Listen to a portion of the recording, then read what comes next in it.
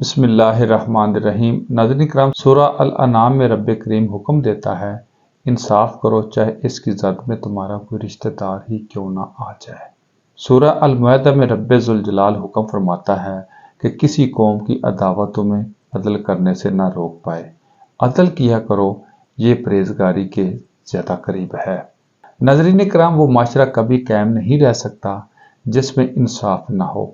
آپ یورپ کو دیکھ لیجئے، آپ یورپ کی کسی جگہ، کسی شہر، کسی کونے چلے جائیں تو وہاں کی ترقی اور خوشحالی دیکھ کر آپ دنگ رہ جائیں گے، کیونکہ وہاں انصاف امیر اور غریب کے لیے یکساں برابر ہے، جبکہ پاکستان میں غریب کے لیے سخت ترین انصاف کے تقاضے ہیں اور امیر کے لیے ایک مکڑی کا جالا ہے۔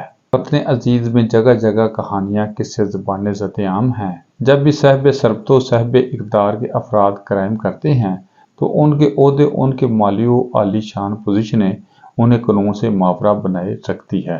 گھروں میں کام کرنے والی بچیاں ہوں، ان پر جسمانی تشدد، بے آبرو کرنا، یہاں تک کہ وہ بیچاری کنواریاں مائیں بن جاتی ہیں، لیکن ہمارا معاشرہ اور قانون انہیں کوئی تحفظ نہیں دیتا اور نہ ہی کوئی دلجوئی کرتا ہے، ان کے حقوق کو ڈھون دیا جاتا ہے۔ ہر قدم پر نتاشا جیسے کئی کردار ہمارے معاشرتی اقدار کا مذاق اڑانے کو شارع عام پر زناٹے بھر رہے ہوتے ہیں۔ بڑی بڑی گاڑیاں بغیر بریک کے رواں دواں ہیں اور کیڑے مکوڑے کچلے جا رہے ہوتے ہیں۔ بین الاقوامی برادری میں پاکستانی عدلیہ انصاف دینے میں 134 نمبر پر کیوں ہے؟ کسی نے کبھی سوچا؟ ہمارے ججز، ہمارے جسٹس کی مراد پاکستان جیسے غریب ملک میں یوں شاہانہ ہیں جیسے یہ ملک ناروے ہو۔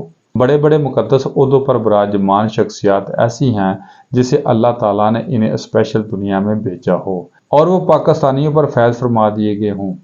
ناظرین کرام، یہ نظام کب تک یوں ہی ہمارا مذاق اڑاتا رہے گا؟ کب ایسا قانون بنے گا جس میں پاکستان میں پیدا ہونے والا انسان تصور کیا جائے گا؟ عدلیہ، پولیس میں دیگر ادارے، بیوروکریسی اور ایوان اقتدار کب عام عوام کو اس قابل سمجھے گے کہ انہیں جینے کا حق دیا جائے؟